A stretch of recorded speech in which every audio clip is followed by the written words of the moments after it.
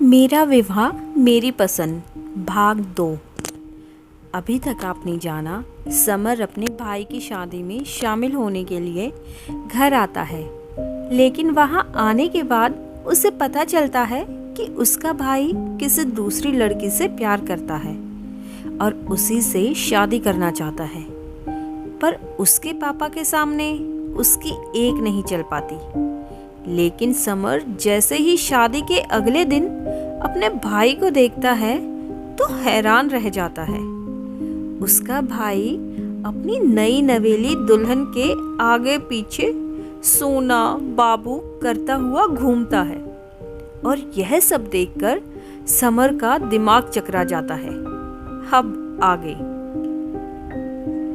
4 साल बाद समर की जॉब लग गई है और वो छुट्टी लेकर घर आया है क्योंकि उसकी छोटी बहन की शादी फिक्स हो गई है। चंचल ने बस इंटर की परीक्षा पास की है और अभी से उसकी शादी।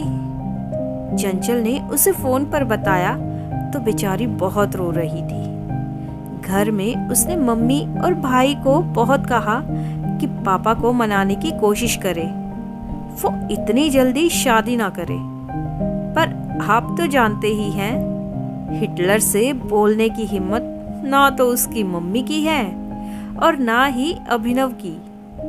और जब से अभिनव की शादी निधि भाभी से हुई है, वो तो मानने लगे हैं कि पापा कभी कोई गलत फैसला नहीं कर सकते। इसीलिए चंचल की उम्मीद अब समर पर आ टिकी है। समर घर पहुंचा और अपनी प्यारी बहन को ढेर सारी तसल्ली दी कि चाहे कुछ भी हो, मैं पापा से बात करूंगा और उन्हें मना भी लूंगा कि अभी चंचल की शादी ना करे, कम से कम बीए तो करने दे।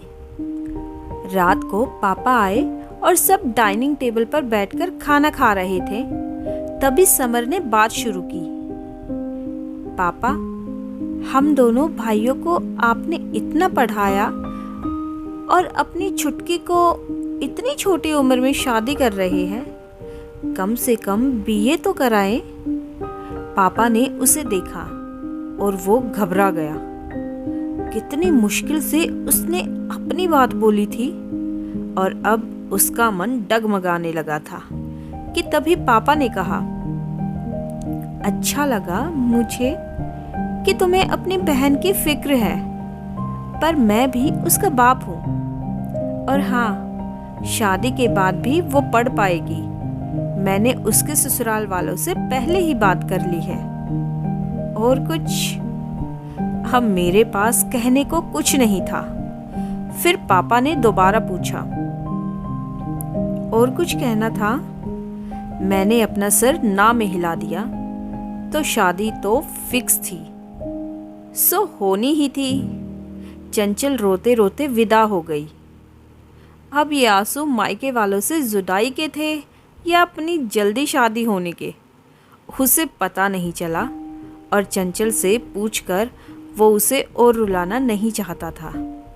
समर की छुट्टी खत्म हो गई थी तो वो भी अपनी नौकरी पर चला गया। आज 1 साल बाद समर अपने घर आया है, पूरे महीने भर की छुट्टी लेकर। चंचल भी आई हुई है। कुछ दिन बाद मोहल्ले की एक शादी में जाना हुआ। समर बेमन से एक खंबे की ओट लेकर खड़ा था। जयमाला की रस्म हो रही थी। वर वधू एक दूसरे को जयमाला पहना रहे थे और अनायासी उसकी नजर दुल्हन के बगल वाली लड़की पर जाकर रुक गई। बड़ी बड़ी काली आंखें, गोरे गोरे गाल, मुस्कुराते गुलाबी होठ और मोतियों से चमकते दांतों की पंक्तियां। समर तो जैसे उसकी खूबसूरती में खो सा गया और खुद को उसके सपने देखने से रोक नहीं पाया। वो तो तब ख्वाब से जागा जब उसकी बहन चंचल उसे बोल रही थी, कहाँ खोए हो भाई? चलो खाना खाने, फिर घर भी तो जाना है।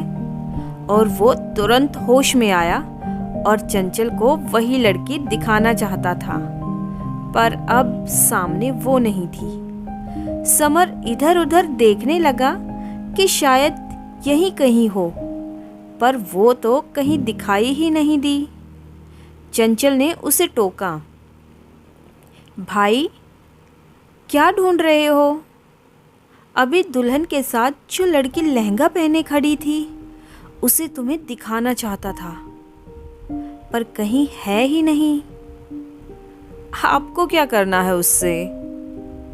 कैसी बहन है, तुझे अपने भाई के लिए भाभी नहीं लानी? ओह सॉरी भाई, बताओ ना कैसी दिखती है वो? वो बहुत प्यारी लग रही थी, बड़ी बड़ी काली आंखें और गोरे गोरे गाल। जब हंसती है तो अब क्या बोलूं, बहुत खूबसूरत है। आपने जैसा बताया है वैसी एक लड़की देखी है मैंने भी। उसे कोई बुलाने आया था, इसीलिए उसका नाम सुन लिया मैंने। जल्दी बता क्या नाम है उसका? शालिनी। वाह, नाम भी कितना प्यारा है, शालिनी। और समर ने अपने होठों से दोहराया, लेकिन भाई अब खाने चलो। वैसे भी वो तो चली गई है, तो रुककर क्या फायदा? वैसे भी आज बात भी नहीं की मैंने अपने पतिदेव से। घर जाकर उन्हें फोन भी करना है। हैं?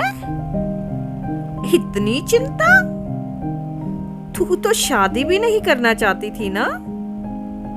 वो तो तब की बात थी, और वो मेरा इतना ध्यान रखते हैं तो मुझे भी तो सोचना चाहिए ना। अब चलिए प्लेट लेते हैं। उसने फिर अपनी बहन का अनुसरण किया और खाना खाकर घर आ गया। पूरी रात शालिनी की यादों के आगोश में बिताने के बाद सुबह 7 बजे वो मीठी मीठी नींद में था कि पापा की आवाज़ ने उसकी नींद चैन सब चुरा लिया। वो जोर जोर से मम्मी को बता रहे थे, आज अपने बचपन के दोस्त से मुलाकात हुई पार्क में। उसका तबादला हो गया है और अब वो जयपुर शिफ्ट हो गया है। और समर को मन ही मन गुस्सा आ रहा था कि इसमें इतना चहकने की क्या बात है, कि तभी जैसे उसके सर पर बम फूटा। उसके पापा बोल रहे थे, मेरे दोस्त की बेटी बड़ी खूबसूरत है, वो अपनी बेटी के लिए रिश्ता ढूंढना चाहता था और बातों बातों में मुझे उसकी तस्वीर दिखाई। मैंने तो देखते ही कह दिया कि अब तुझे परेशान होने की कोई ज़रूरत नहीं है, और मुझे अपने छोटे बेटे समर के लिए तेरी बेटी बहुत पसंद है। इससे हमारी दोस्ती रिश्तेदारी में बदल जाएगी। आज मैं बहुत खुश हूँ समर की माँ। समर के दिलो दिमाग में शालिनी समाई हुई थी, और पापा पता नहीं अपने किस दोस्त की बेटी से उसकी शादी करवाना चाहते थे। वो अपने पैर पटकते हुए रूम में चला गया। चंचल उसे नाश्ता करने के लिए बुलाने आई, पर उसने उसे वापस भेज दिया कि अभी मेरा पेट हिटलर की बातें सुनकर ही भर गया है। उसने शायद मम्मी को बोल दिया कि भाई का पेट दर्द कर रहा है, इसलिए मम्मी ने उसके लिए गर्म पानी में नमक मिलाकर भेज दिया। समर ने उसे गुस्से से देखा और बोला, अब तुझे भी बताना पड़ेगा कि मैं गुस्सा हूँ। फिर चंचल समर के पास बैठकर उसे समझाने लगी, भाई एक बार लड़की देख लो, फिर डिसाइड करना कि शादी करनी है या नहीं। और चंचल की बात सुनकर समर के दिमाग में एक प्लान आ गया, तो उसके होठों पर मुस्कान आ गई और चंचल को लगा कि समर ने उसकी बात मान ली है। वो आराम से उठकर तैयार हुआ, नाश्ता किया और बातों बातों में मम्मी से पापा के दोस्त का फ़ोन नंबर पूछ लिया, और फिर अपने रूम में आकर अब उस नंबर पर कॉल कर रहा था। उसकी किस्मत आज बहुत अच्छी लगी उसे। फ़ोन शायद अंकल की बेटी ने उठाया था। उसने कहा, हेलो जी, आप कौन बोल रहे हैं? मेरी जान, पहले अपना नाम तो बता दो। हम तो तुम्हारी आवाज़ सुनकर अपना नाम भी भूल गए हैं। और लड़की ने पागल बोलकर फ़ोन काट दिया। समर ने थोड़ी देर बाद फिर कॉल किया। एक बार फिर से उसी ने फ़ोन उठाया। हेलो, हाय, आपकी आवाज़ बड़ी प्यारी है, अपना नाम तो बता दीजिए। और अब वो उधर से कुछ बोलने का इंतज़ार कर रहा था कि तभी उधर से एक भारी आवाज़ आई। शायद फ़ोन अंकल ने ले लिया था। बरखुदार, शायद तुम्हारे खून में कुछ ज़्यादा ही गर्मी आ गई है, अपना नाम तो बताना। और समर तो बस इसी बात का इंतज़ार कर रहा था। झट से बोला, अंकल, मैं समर बोल रहा हूँ, पापा से आपका नंबर ले लिया था। वो क्या है ना, मैं एक बार आपकी बेटी से मिलना चाहता था, तो क्या अभी आ जाऊँ आपके घर? और वो शायद समझ गए थे कि उनका दोस्त भले ही अच्छा है, पर उसका बेटा बिल्कुल संस्कारी नहीं है और ऐसे लड़के से अपनी बेटी की शादी कराने के लिए 10 बार सोचना होगा। उन्होंने कहा, बेटा, अभी तो बहुत रात हो गई है, कल अपने परिवार के साथ आना।